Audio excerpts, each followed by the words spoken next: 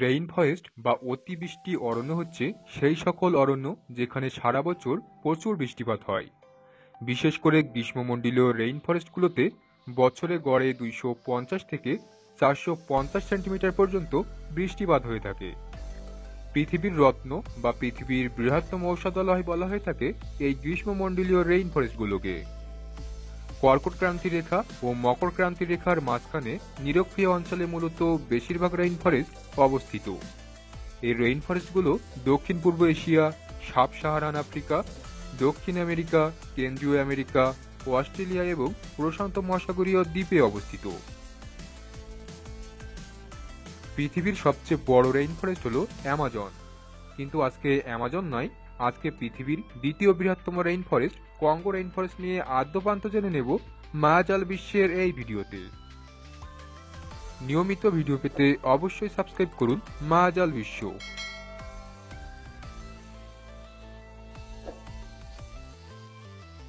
Congo rain forest কেন্দ্রীয় আফ্রিকার Cameroon, নিরক্ষীয় গিনি, গ্যাবন, কেন্দ্রীয় আফ্রিকান প্রজাতন্ত্র, গণতান্ত্রিক কঙ্গো প্রজাতন্ত্র এবং কঙ্গো প্রজাতন্ত্র জুড়ে বিস্তৃত। 1.5 মিলিয়ন বর্গমাইল জুড়ে অবস্থিত এই রেইন ফরেস্টটি পৃথিবীর সকল রেইন ফরেস্টের সম্মিলিত আয়তনের 18%। বিশ্বের দ্বিতীয় বৃহত্তম নদী কঙ্গো নদী এই রেইন ফরেস্টের মধ্য দিয়েই প্রবাহিত হয়। এই রেইন ফরেস্টের 2/3 গণতান্ত্রিক কঙ্গো প্রজাতন্ত্রে অবস্থিত এবং ওই দেশের 57% স্থলভূমি জুড়ে এই অরণ্য। সুবিশাল জীববৈচিত্র্য এবং কেন্দ্রীয় আফ্রিকার লাখ লাখ লোকের জীবিকার যোগান দেওয়ার কারণে এটি অনেক বেশি গুরুত্বপূর্ণ। বিশেষ করে গণতান্ত্রিক কঙ্গো প্রজাতন্ত্রের 2/3 লোক এই রেইন ফরেস্টের উপর নির্ভর করে তাদের খাবার, আশ্রয় এবং ঔষধের জন্য। গণতান্ত্রিক কঙ্গো প্রজাতন্ত্রে ক্রমবর্ধমান জনসংখ্যা ও দরিদ্র এবং যুদ্ধ থেকে উৎখাত হওয়ার দরুন সেখানকার অধিকাংশ নাগরিক বন্যপ্রাণীর মাংসের উপর নির্ভরশীল হয়ে পড়েছে। ভাত পেতে কিংবা গুলি করে বন্যপ্রাণী ধরা হয়। সেই মাংস হয় খাদ্য হিসেবে ব্যবহার করা হয়, না হয় তাদের রাজধানী কিনাশাসা অন্যান্য নগর অঞ্চলে বিক্রি করা হয় অর্থ উপার্জনের জন্য। কাঠ সংগ্রহকারী ও খনি খননকারী কোম্পানিগুলো রেইন ফরেস্টের একটা বিরাট অংশ পরিষ্কার করে রাস্তা বানানোর বদৌলতে শিকারীরা এখন অরণ্যের এমন গহীন জায়গায় পৌঁছাতে সক্ষম যেখানে তারা আগে যেতে পারত না। এর ফলে গরিলা ও বনবো এর মতো অনেক প্রাণীর সংখ্যা কমে যাচ্ছে রাতারাতি। অ্যামাজন কিংবা ইন্দোনেশিয়ান রেইন ফরেস্টের তুলনায় বৃক্ষ নিধনের হার এখানে অনেক কম হওয়া সত্ত্বেও কঙ্গো রেইন ফরেস্টের ইকোসিস্টেম অনেক দুর্বল হয়ে পড়েছে। বাণিজ্যিকভাবে কাঠ সংগ্রহ, কৃষিকাজের জন্য বন উজাড়, গাছ কেটে রাস্তা তৈরি এবং স্থানীয় লোকজনের মধ্যে দ্বন্দ্বের জন্য, যার ফলে বনসম্পত্তি অনেক কমে গেছে এবং বন্যপ্রাণীর মাংসের ব্যবসা অনেক বেড়ে গিয়েছে। কঙ্গো যুদ্ধ শেষ হওয়ার 1 বছর পর 2004 সালে সরকার দেশের অর্থনীতিকে শক্তিশালী করার লক্ষ্যে এবং অনেক লোকের কর্মসংস্থানের ব্যবস্থা করার জন্য সেখানে বাণিজ্যিকভাবে কাঠ সংগ্রহের পরিমাণ বাড়ানোর ঘোষণা দেয়। গ্রিনপিচের মতে রেইন ফরেস্টের 50 মিলিয়ন হেক্টর অঞ্চলকে কাঠ সংগ্রহের জন্য বরাদ্দ করা হয়েছে, যার মধ্যে 20 মিলিয়ন হেক্টর শুধু গণতান্ত্রিক কঙ্গো প্রজাতন্ত্রের মধ্যে পড়ে। United Nations food and agriculture অর্গানাইজেশনের দেয়া তথ্য মতে 1990 থেকে 2000 সালের মধ্যে কেন্দ্রীয় আফ্রিকা প্রায় 91,000 বর্গ কিলোমিটার রেইন ফরেস্ট হারিয়েছে বৃক্ষ নিধনের কারণে। অনুমান করা হচ্ছে 2023 সাল নাগাদ কঙ্গো রেইন ফরেস্টের 30% বিলীন হয়ে যাবে যদি না বৃক্ষ নিধনের পরিমাণ নিয়ন্ত্রণ করা হয় বা বাণিজ্যিক কাঠ সংগ্রহ কমানো হয়।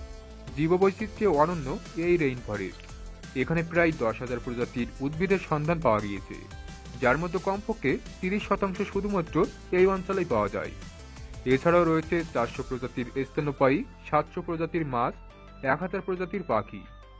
যে সকল প্রজাতি এখানে পাওয়া যায় তার মধ্যে পিগমি শিম্পাঞ্জি, বন্য হাতি, গরিলা, কঙ্গো ময়ূর, সাদা গন্ডার, ওকাপি ও স্থল প্যাঙ্গোলিন অন্যতম। তবে এই সকল প্রজাতির মধ্যে অদ্বিতীয় প্রজাতি হচ্ছে ওকাপি, যেটি দেখতে অনেকটা জিরাফের মতো, কিন্তু এর পায়ের সাদা কালো ডোরাকাটার দাগ মনে করিয়ে দেয় জেব্রার কথা। গণতান্ত্রিক কঙ্গো প্রজাতন্ত্রের অরণ্যে আনুমানিক 10,000 থেকে 20,000 ওকাপি রয়েছে।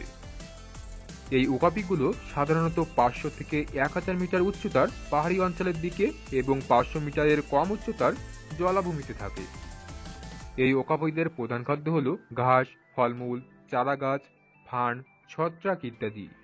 এমন অনেক প্রজাতির গাছ এরা খায় যা মানুষের জন্য বিষাক্ত।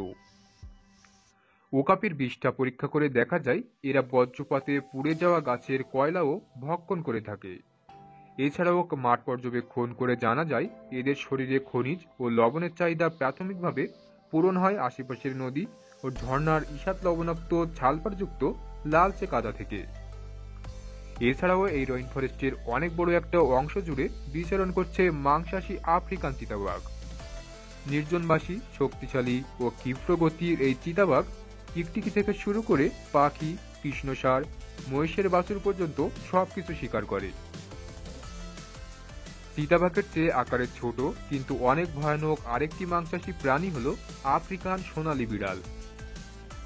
এই বিশালদেহী বিড়াল পাখি বিবর, বানর এবং ছোট ছোট কৃষ্ণসার শিকার করে থাকে।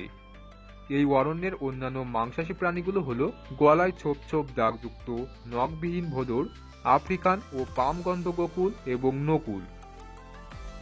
এই রেইন ফরেস্টের গাছের ঘন পাতা সামিয়ানায় বাস করে কালো কলম্বাস বানর, যারা তাদের লাফ দেওয়ার অসাধারণ পারদর্শিতার জন্য বিখ্যাত। এরা আফ্রিকার অন্যতম সংকটাপন্ন বানর প্রজাতি। কঙ্গো রেইন ফরেস্টে কিছু কিছু জায়গায় গাছপালা এত বেশি ঘন যে সেখানে এখন পর্যন্ত কোনো মানুষের পায়ের ছাপ পড়েনি।